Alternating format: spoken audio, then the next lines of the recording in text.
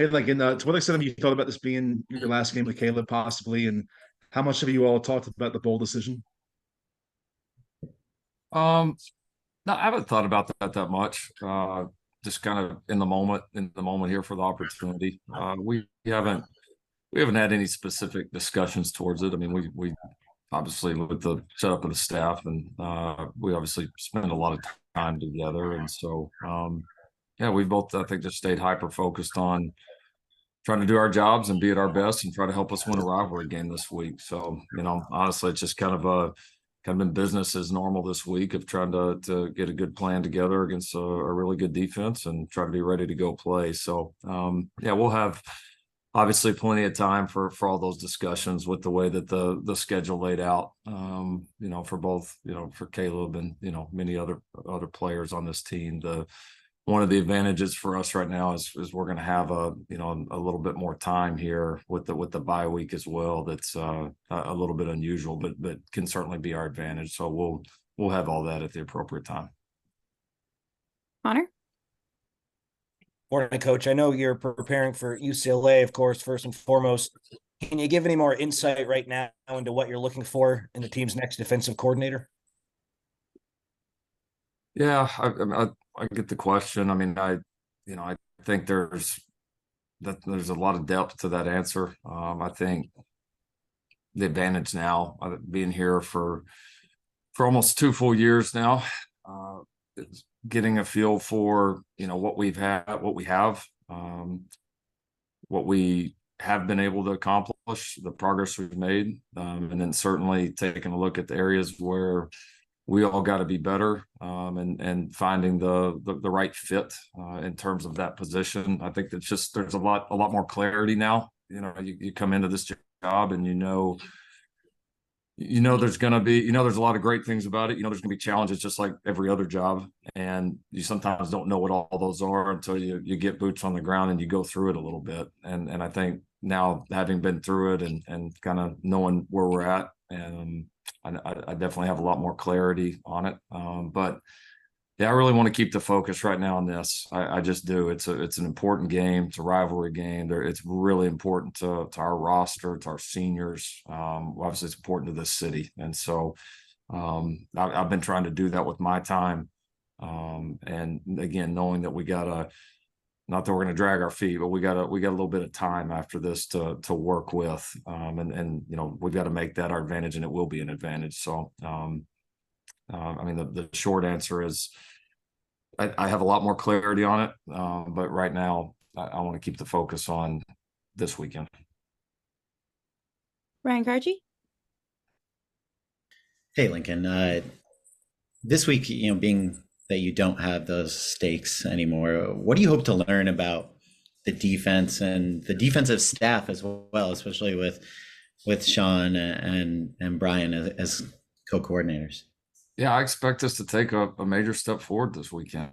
I do. I plain and simple. I expect it. I know Brian, Sean, our defensive staff expect it. Our players expect it. We said at the beginning of the week, we have to make, week 2 of this group and this staff setup. We got to make this an advantage for us. We've got to make the fact that the guys at the front of the room are different. A few of the things we've done schematically are different.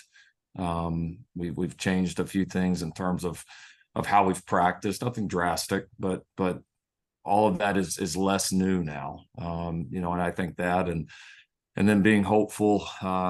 Don't have a ton of clarity just yet, but certainly being hopeful that we've got a few more bodies available, and even the guys that were available last week, I feel like we've made a little bit of progress in terms of those guys being just healthier and a little bit more physically able to play at a high level. So, you're certainly pushing that the combination of all that would lead to an improved performance this week. And that's been the expectations of every single person in the room. And that was, we laid those out Monday with the guys, and they have accepted it. And it certainly feels tighter. It certainly feels cleaner throughout the week, less new, but we've got to go put it on the field Saturday. Yeah. Sorry, just really quick, in terms of the importance with moving forward with the defensive staff, what sort of importance do you put on familiarity and continuity just in general? Well, I mean, this setup, there are some advantages because you get to see some of these guys a little bit in different roles, obviously. And so, as you evaluate things going forward, there can be some advantage in that. Yeah, and in terms of the staff going forward, I mean, the first piece is going to be, once this game's over, of hiring the coordinator. And then I think after that, then you start to build it. There are advantages for continuity, of course, and I've spoken about those, for a long time, but it's got to be not just the right individual people, but the right combination of people. Like that to me is the key. And once you get the right combination of people in the correct spots, then you start to gain momentum and make progress. That's where the continuity obviously can be a great thing and can be an advantage, but it's got to be right. And so our first job and first priority will be getting the right people and the right combination of people, whether that's people that are here, whether that's people that are, coming from a different spot. And then certainly any continuity that could provide would be fantastic, and hopefully provides a lot of continuity going forward. Jack. Hey, Lincoln, as you get a close look at the UCLA defense this week, what can you take and maybe learn from the process that they had turning around that unit last offseason as you look to do the same thing this offseason? Yeah, I mean, they've done a really nice job. I think they've played to their strengths. I mean, I think the first thing that you see that they've done is, they've really built an outstanding front. There's a lot of experience on that front.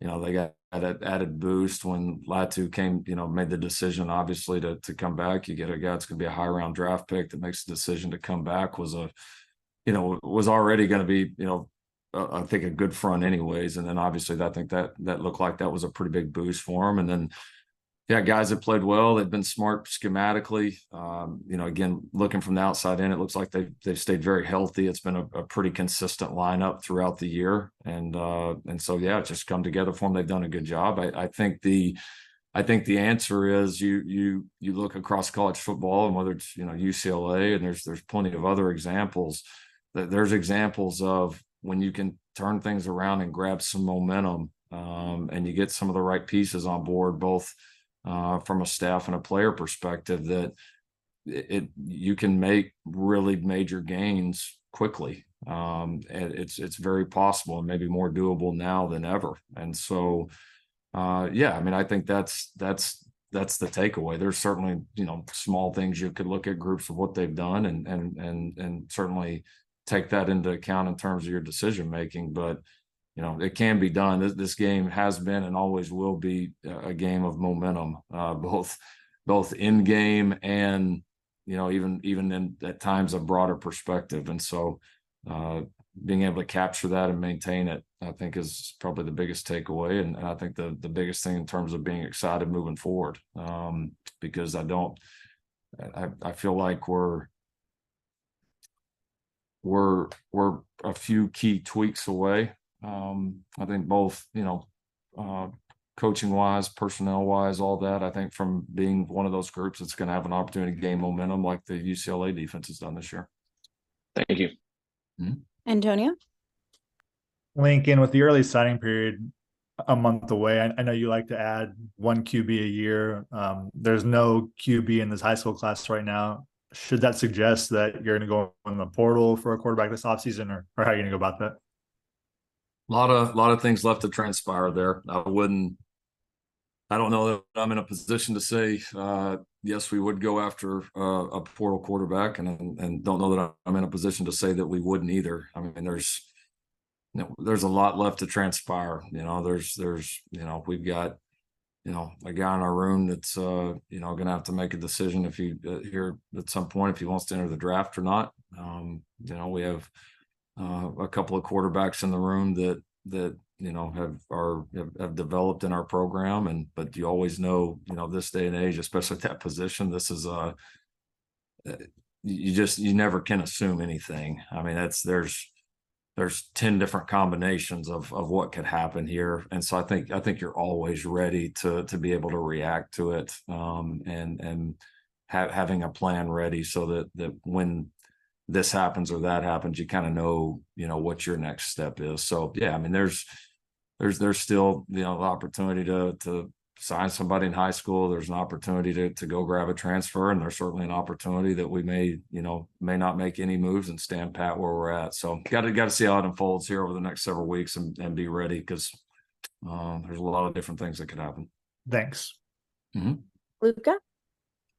Hey, Lincoln, going back to Caleb, just, you guys have obviously had a just a special relationship going back to Oklahoma, and he obviously took the chance, came here, and plenty of opportunity for him, if he decides to enter the draft. But at the same time, you kind of have a responsibility and a responsibility to this team, but at the same time trying to kind of balance, your thoughts of him with this program. Is there any kind of natural conflict to,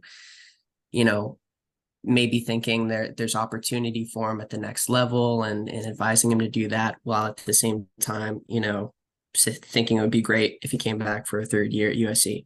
Yeah, that part's been always easy for me, because I do very much care about my players, and guys that have come through our program that have done well and are ready to take that next step where it makes sense to take that next step. I've never shied away from advising them on that, because the reality is our rosters turn over so much anyways. Like you're used to it. Like eventually those guys are going to be gone, and the next wave are going to get their opportunities. And that's just such a constant in college football, right? You're not going to have a Aaron Rodgers situation where you get a quarterback for 10 years at the same time, or however long is it, Green Bay, or a Tom Brady situation. Like that's not going to happen. And so for me, if guys have come here, they've done a great job at USC.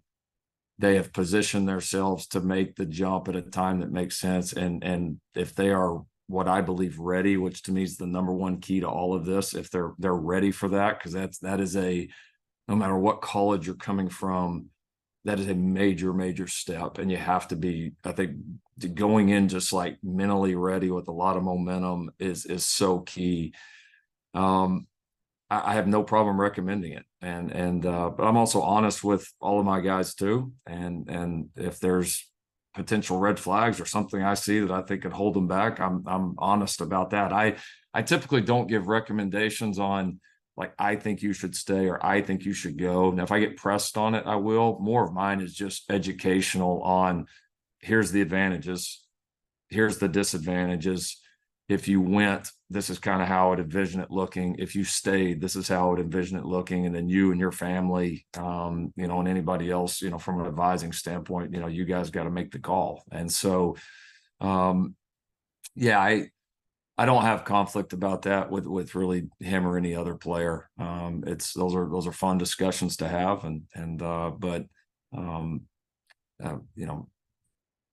I think being upfront and honest with these guys is more important than trying to talk them into doing one thing or the other, because you want them bought in. And I want the next wave of guys, as they come up, to know that if they work hard and put themselves in a position like that they can come have an honest conversation with people here at USC that care about them and want to advise them, and really don't have any preconceived notions about what they like should do, or just trying to help SC. Like if our guys leave at the right time and go do well, that's going to help SC just as much as somebody staying here and playing one more year. And so, yeah, we'll be honest and upfront, and those are, it's fun to get to a point where those conversations are actually a reality. Tukney? Lincoln, kind of staying on that Caleb front, you've had a few guys win the Heisman. Now he's been the first that came back. So how have you seen that kind of attention and pressure on him? How have you seen that kind of test him, but also how have you seen him grow through that? Yeah, it's definitely tested him. There's no question. Winning a Heisman and doing it in this city, in this program is certainly winning Heisman, you're going to get a ton of attention anyway, but doing it here kind of at this time, and again in LA at USC, it's there's a lot to it. I think he's learned a lot. I think he's grown a lot, matured a lot, kind of through it all. It's, even though he's had a decent amount of attention, relative to his age coming up, this has still been a new experience and a new challenge, and I think one that'll serve him well going forward, and probably serve us well going forward. We expect we'll have many other guys that'll, do great things and still come back and play here. And I think it's been, and then you combine that with some of the ups and downs throughout the year. These are the things that, as a player, as a program, that certainly, that test you, that test us, and you've got to grow and learn and get better from it. And I think he's done that. I think we've done that. I think all of us will be better going forward because of it. Ryan? Hey, Coach, how you doing? Good. How about you? Good, appreciate it. You've coached in a lot of rivalry games and got your first taste of the Victory Bell game last year. So one, how would you compare kind of this rivalry to others that you've played in, such as Bedlam and others?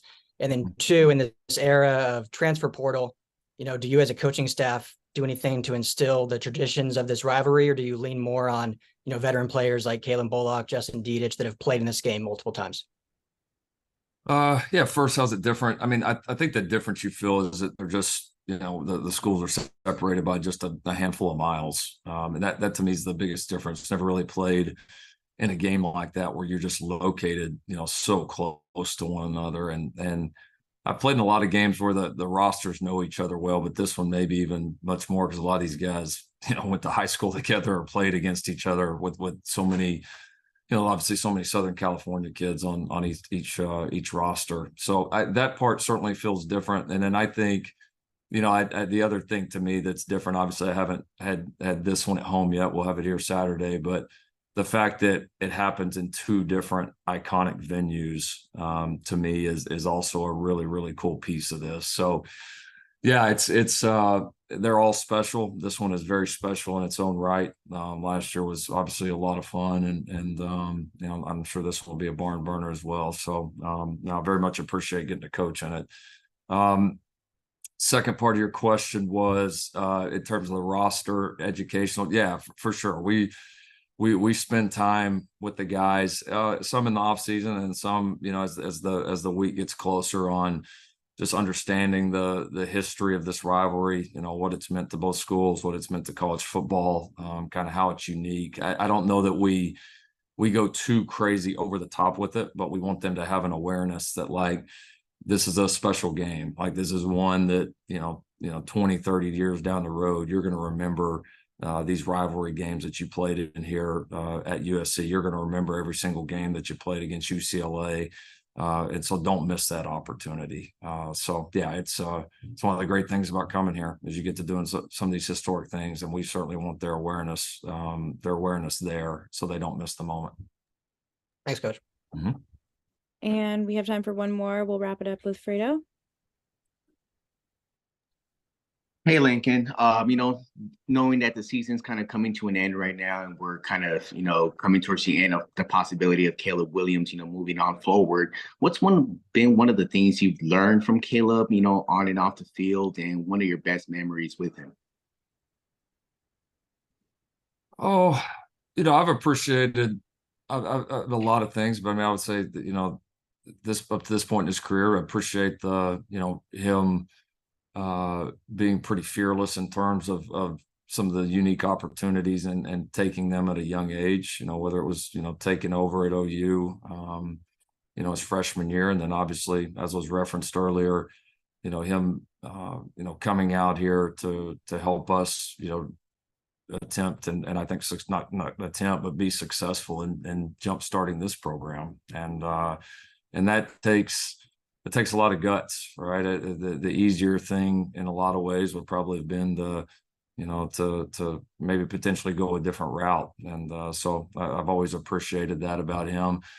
And then, I mean, story-wise, there's, the games, the wins, I mean, the success, all the ups, downs. I mean, you'll remember all that, but probably just the the relationship, the time in there with the QBs, the times kind of together that we've been able to spend throughout the years. I mean, I think just the quality time, the laughs, the fun talks, the serious talks. I mean, just kind of going through it all together. I think maybe just the entirety of it is what you appreciate, because you end up spending so much time with these guys that I mean, they become like your family, you know, they do. And I mean, so obviously certain times of the year we spend more time together than we do with our families, quite a bit more. And with that, you go through a lot together, and I think develop a deep appreciation. So yeah, no, it's been, you know, we'll see obviously what happens after this. But you know, for a guy like him now, you know, been together for 3 years, it's been no matter what happens going forward, it's certainly been a tremendous ride.